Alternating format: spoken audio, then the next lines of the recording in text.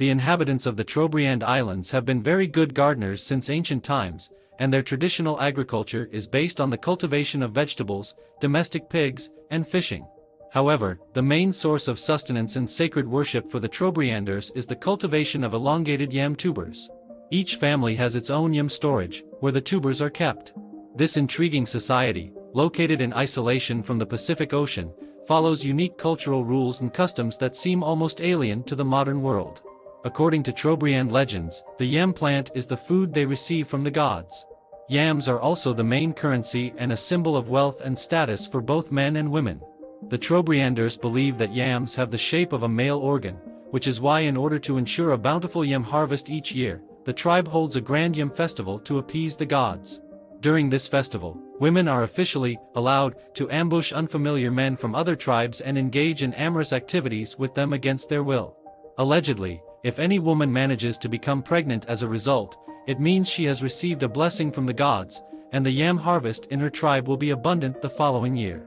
If a man is unable or resists, the women must bite off his eyebrows and eyelashes. It is also interesting to note that the yams eaten by the inhabitants of the Trobriand Islands contain natural hormones that prevent conception. Therefore, Trobriand girls rarely get pregnant during the yam festival.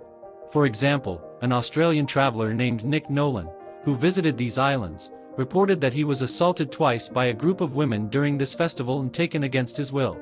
When this happened for the first time, Nick wrote that it was a horrifying experience, although after the second time, he concluded that it wasn't so bad for him. They pounce on an unfamiliar man when he is alone and exploring the area, coming to the beach to swim or take photographs. It must always be a stranger or a man from another clan. Women will never attack men from their own village. Therefore, the local festival is a very dangerous time for a man walking alone on these islands. Just in case, many locals prefer to walk in pairs or even in groups of 3, writes Nick Nolan. The Yam Festival is held only once a year, in August, so do not go there during that time, otherwise, this cruel fate may befall you too. Although, if you are interested in exploring this practice for scientific purposes, it is not easy to reach the Trobriand Islands today, but it is quite possible.